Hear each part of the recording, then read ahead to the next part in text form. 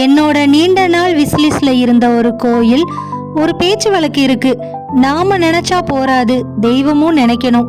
நீ என்னைய தரிசிக்கணும் அப்படின்னு தெய்வம் நினைச்சா மட்டும்தான் நம்ம அந்த இடத்துக்கு போக முடியும் அப்படின்னு சொல்லிட்டு தான் நேத்து அமாவாசை அன்னைக்கு கணக்கம்பட்டி மூட்டை சித்தர் சுவாமிகள் கோயிலுக்கு போயிருந்தோம். எங்களுக்குமே கொஞ்ச நாளா வீட்டில் நெகட்டிவாவே நடக்குது.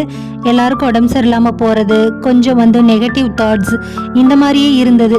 சரி, ஒரு பாசிட்டிவாக சித்தரை போய் தரிசனம் பண்ணிட்டு வந்துடலான்னு சொல்லிட்டு அமாவாசை அன்னைக்கு கிளம்பிட்டோம். முதல் முறையாக இந்த சித்தர் சுவாமிகள் கோயிலுக்கு போகிறேன். ரொம்ப ஆடம்பரம் இல்லாத, ஆர்ப்பாட்டம் இல்லாத ஒரு எளிமையான ஒரு அமைப்பு சுற்றுச்சூழலாகவே இருந்தது. மக்கள் வெள்ளத்தில் மிதந்துட்டு இருந்ததுன்னு சொல்லலாம். நல்லாவே கூட்டம் இருந்தது. அமாவாசை அப்படின்றதுனால நல்லாவே கூட்டம் இருந்தது. மன நிம்மதியாக திருப்தியாக அவரை தரிசனம் பண்ணிட்டு அங்கேயே அன்னதானம் போட்டாங்க.